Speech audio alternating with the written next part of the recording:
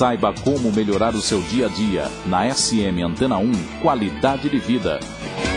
O quadro Qualidade de Vida hoje é para o filósofo professor Lúcio Pachter. Professor, bom dia. Bom dia, Adelor.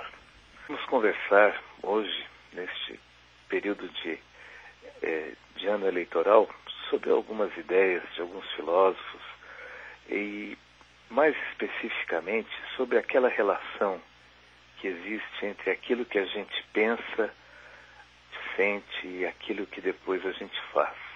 Nem sempre há uma relação entre essas coisas, entre esses vetores.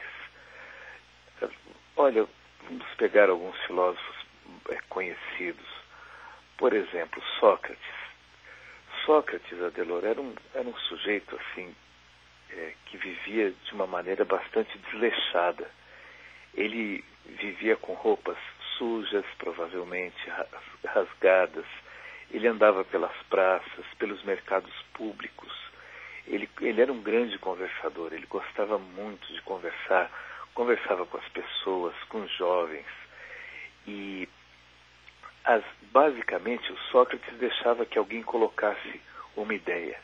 E a partir dessa ideia que a pessoa colocava, ele começava uma série de questionamentos com o objetivo de mostrar outros pontos de vista a essas pessoas.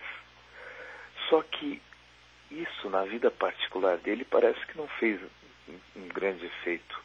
Em casa, muitas vezes, quando ele estava para sair, a mulher dele despejava um balde de água suja na cabeça dele, ia atrás dele aos gritos, e o nome da mulher dele era Xantipa. Quando ela o encontrava numa praça, às vezes ela gritava com ele, interrompia o que ele estava falando, e mais de uma vez ela partiu para cima dele e rasgou as roupas dele em público mesmo. O Sócrates, quando foi preso mais tarde, e entre as acusações que pesavam sobre ele, diziam que ele corrompia os ideais da juventude. Uma grande ironia essa, numa Atenas numa Atenas democrática, na qual se pregava exatamente a liberdade do pensamento, prender um homem por fazer isso é muito estranho. E Sócrates, diante dos juízes, ao invés de se defender, ele acusou os juízes e foi hostil, agravando muito a pena dele. Quando, enfim, ele é condenado a beber veneno, cicuta, ele, podendo, mais uma vez, utilizar das ideias dele e tudo mais, ele renuncia a tudo isso e morre, bebe veneno e morre. Há muitos comentários sobre isso na história da filosofia. Por que ele não fugiu? O próprio carcereiro disse para ele: olha, eu deixo a porta da cadeia aberta, você pode ir embora. Mas ele era um homem cansado, com mais de 60 anos, provavelmente enfermo, cheio de dores. Até onde ele iria? Até ser preso, e talvez morto. O curioso é que não muito tempo depois, Aristóteles passa por uma situação semelhante, quando morre Alexandre da Macedônia, os alunos dele, e da admiração ele passa para outra ponta. Como eles não encontravam um pretexto para processar, prender esse sujeito e acabar com ele, o que fizeram? Acabaram acusando Aristóteles de blasfêmia. E Aristóteles, que provavelmente era um homem com um intelecto bastante superior ao de Sócrates, até pelas condições de vida. Aristóteles era filho de um médico que era da corte de Filipe da Macedônia e teve uma formação muito diferenciada da de Sócrates. Era um homem que se cuidava da aparência, costumava se vestir bem, cuidava do cabelo, teve uma boa mesa durante a vida e boas condições de vida. Pois Aristóteles, na mesma situação, muito parecida à de Sócrates, sai com uma ironia que se tornou famosa. Ele diz: olha, eu não vou permitir que os atenienses cometam 2 vezes o mesmo erro e sempre de Atenas, e vai morrendo fora, longe de Atenas. Claro que há todo um exercício dos filósofos, depois disso, tentando justificar o que cada um fez, por que cada um agiu assim, tentando encontrar nas próprias teorias desses autores o motivo pelo qual um resolveu ficar e morrer e outro decidiu fugir. Nem sempre aquilo que a gente pensa, Adelor, pode ser colocado em prática. Às vezes isso esbarra muito forte no meio em que a gente vive e anula o nosso pensamento. Outras vezes aquilo que a gente pensa desautoriza aquilo que a gente é, aquilo que a gente construiu uma vida inteira. E quando isso extrapola certos princípios, muitos danos ocorrem. Às vezes o que a gente pensa bate muito forte ou sufoca as emoções da gente e há uma luta interna muito grande. Outras vezes aquilo que a gente pensa se choca contra aquilo que a gente acredita, isso pode acontecer.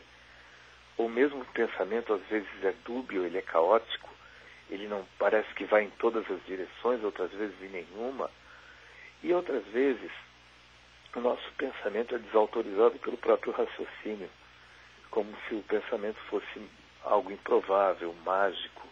E há infinitos cruzamentos entre essas relações.